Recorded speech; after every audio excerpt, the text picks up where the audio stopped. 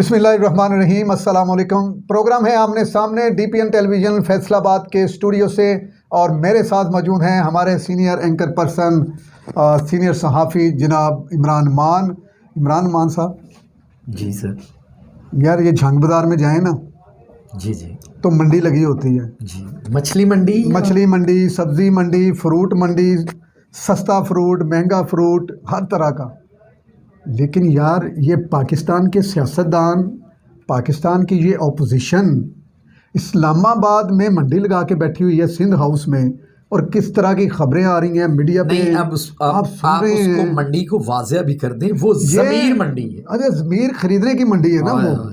और ऐसे लोग, अच्छा फैसलाबाद के लोग भी उसमें शामिल हैं जनाब, माशाल्लाह। वो जो कह रहे हैं कि हम, अच्छा वो लोग हैं जिनका अगर आप देख लें उनका जीतना और मिनटा तरले नाल जेडे ने उन्होंने जिस तरह उन्होंने सीटें ली और पाँव पकड़ के टिकट्स लिए, अफसोस की बात वो है, सबको पता है। अच्छा तो और मुझे लग रहा है कि आइंदा आने वाले इलेक्शन में वो 2-4 हज़ार से ज़्यादा वोट नहीं ले पाएंगे। बिल्कुल। अच्छा मैं आपसे ये पूछना चाह रहा हूँ कि बड़े बड़े सियासतदान, वो छांगा मांगा की मंडी आपको याद आ गई होगी, और जिस तरह मौलाना फजल रहमान और जरदारी साहब और शहबाज शरीफ और मरीम नवाज़ ने एक दूसरे के खिलाफ गलीज, सख्त और इंतहाई घटिया किस्म के अल्फाज इस्तेमाल किए। अब सब चुनाव हो ही नहीं सकता जब अब सब वो इकट्ठे होके बंदे खरीद रहे हैं इस्लामाबाद सिंध हाउस में। क्या खबरें आपके पास? अच्छा हामिद भाई, सबसे पहले तो मैं आपको ये बता दूं कि ये अब जो अवाम है ना, जी, ये बड़ी बाशऊर होगी। जी बिल्कुल। अब वो दौर चले गए कि कुछ पता नहीं होता, गूंगे बैरों की तरह अब नहीं। जी। अब तो आप यकीन करें कि आप एक छाबड़ी वाले को छेड़ लें तो आपको वो पूरा सिंध हाउस का नक्शा बता देगा। जी। वहाँ की एक एक चीज़ बता देगी, वहाँ के बंदों के नाम भी बता देगा। जी बिल्कुल। और आप कहेंगे कि यार ये इतना अवेयरनेस है लोगों में अब सियासत की कि अब वो दौर नहीं रहा। जी। नंबर 1। नंबर 2, ये जिस तरह की ज़मीर फरोशियों की मंडी वहाँ लगी हुई है। जी।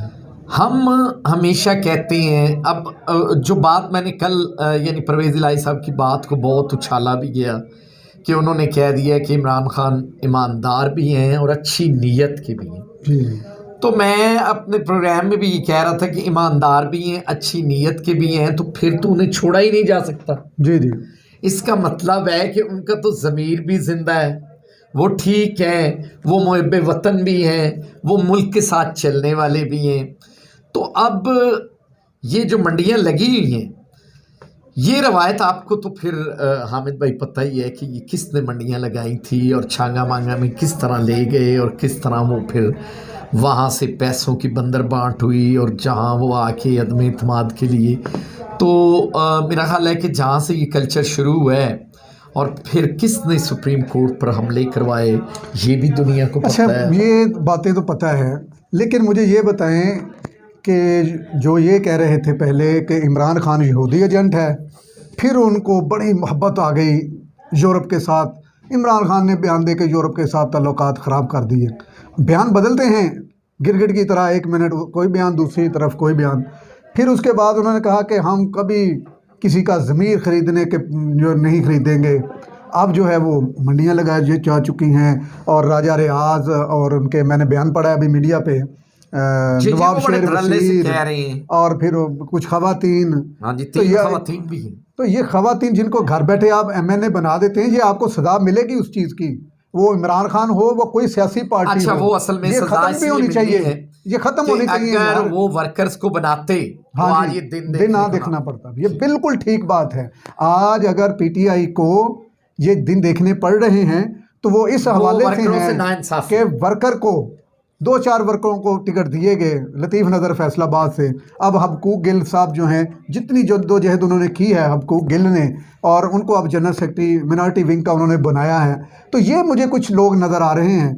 उसके बाद अगर देखें आप, तो आपने जो गुज़श्ता 3 सालों में और दूसरे लोगों को राजा साहब चैलेंज भी कर रहे हैं कि पार्लिमानी कमेटी का इजलास बुला लें तो फिर देख लेंगे।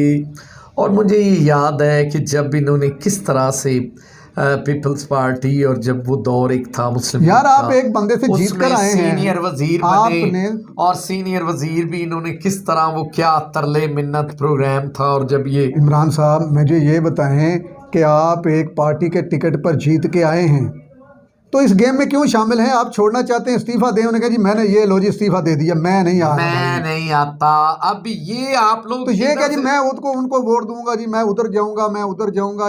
ये जो ज़मीर है ना यहाँ पर वो जो इमरान खान ने कहा है, मैं तो नहीं कह रहा ना कि वो 20 करोड़ रुपया यहाँ पर लग रहा है, यहाँ पे वो टिक टिक माल कर है, रहा है वो माल है। वो आवाज़ें निकल रही हैं। अवाम अवाम नहीं को, छोड़ेगी। अवाम, देखे जी इमरान खान के जो जलसे हुए हैं, जिस तरह वो अवाम बाहर निकल के आई है, आपने अपोजिशन ने तो उनको फिर मौका दे दिया। खान जी मैं कहता हूँ कि ये जो मर्जी कर लें, मुझे अभी तक जो है ना गेम खुल के सामने नहीं आ रहा, बल्कि 1-2 दिनों बाद आपको वाजे हो जाएगा ही वो तो कि मैं आपको होना क्या बता है। चुका हूँ कि ये पुरानी सब लोग ये अभी जो बातें आप सुन रहे हैं ना, ये करने बड़ी आसान है, लेकिन जब वहाँ पर आप जाएंगे और अपनी पार्टी को छोड़ेंगे तो लग पता जाएगा आपको। यानी आप कहते हैं कि इस पे इम्प्लीमेंट नहीं होगा, ये खाली महज हाँ बातें ये हैं। बातें हैं, लेकिन ये अफसोस की बातें हैं। आपको एक बंदे ने एमएनए बना दिया, सारी जिंदगी आप अच्छा एमएनए मुझे नहीं ये बने, आप उसके बताएं कि साथ खड़े हो आम जाएं। पब्लिक तो फिर ये चीज जान रही है ना कि अब ये 3 से 4 चेहरे जो जुड़े हुए हैं, जी जी और इन्होंने माजी में क्या किया और पाकिस्तान के साथ किस तरह और क्या क्या हुआ, और फिर इनके पहले नारे क्या थे, फिर दरमियान में नारे क्या हुए, और अब आखिर पे नारे क्या हो गए। जी जी तो ये मुझे बताए ना, कोई रोडों और कोई गवाल मंडी की सड़कों पर घसीटता था, कोई ईंट से ईंट बजाने को कहता था, को कोई पेट पत्थर फाड़ता मारने था। को, पेट फाड़ के निकालने को कहता था। आज वो किधर गए हैं वो डायलॉग अब जो सारे। है ना वो आए हैं सारे, वो जो पेड़ उन्होंने फाड़ा था वो उसको टांके लगा रहे हैं। अच्छा माल जिसने उसमें, सड़कों पे घसीटना था, वो जो निशान लग गए थे सड़कों के, उन पे मरहम पट्टी कर रहे हैं। माशाल्लाह माशाल्लाह। जो ये कहते अच्छा थे, यानी मोहब्बत जाग गई है अब जो ये मजे, मोहब्बत तो अखीर मैं कहता हूँ जी की कहते हैं ना, एंड है। वो अखीर हो गई है। अच्छा अच्छा। अच्छा अब आ जाएं जनाब, ये पाकिस्तान है, सिंध हाउस है, आपने वहाँ पर लोगों को कैद करके रखा हुआ है। तो मुझे ये बताएं कोई अदारा पाकिस्तान का, हामिद भाई कोई मुझे ऐसा बंदा आपकी बात से याद कोई आ गया, बल्कि एक्शन ले इलेक्शन सकता है? कमीशन ने, आप यकीन करें कि ऐसा बयान दिया और दिल दुख है जी कि जो हॉर्स ट्रेडिंग है, ये सिंध हाउस वाला मामला, हम इस पे कुछ नहीं कर सकते। तो फिर इलेक्शन कमीशन क्या करता है, जी वो बताए ना, वो क्या करता है? हैं वो डिस्क्वालीफाई सिर्फ करने के लिए बैठे हैं, उसको और कोई चीज नहीं पता। ये हॉर्स ट्रेडिंग ये इलेक्शन का हिस्सा ही है, क्यों ये पैसे लग रहे हैं इलेक्शन। अच्छा मौलाना, अच्छा देखें झूठ और सच कैसे सामने आ रहा है। मौलाना फजलुर रहमान कहते हैं कोई एमएनए हमारे पास नहीं, इन्होंने लोगों को बाहर भेज दिया। अब रियाजा भाई रियाज शहबाज कह रहे शरीफ ने हैं। भी यही कहा है अच्छा कि हम और जमीर फरोश नहीं है, हमने कोई नहीं खरीदने। राजा रियाज साहब जो हैं वो कह रहे हैं कि तहरीक इंसाफ के 24 एमएनए सिंध हाउस में हाँ हैं, जी, कल परवेज इलाही साहब 10 से 12 कह रहे 10 थे। से 12 कह रहे थे। तो सच ये कौन क्या बोल रहा है? जिन्नात अब ला रहे हैं लोगों को।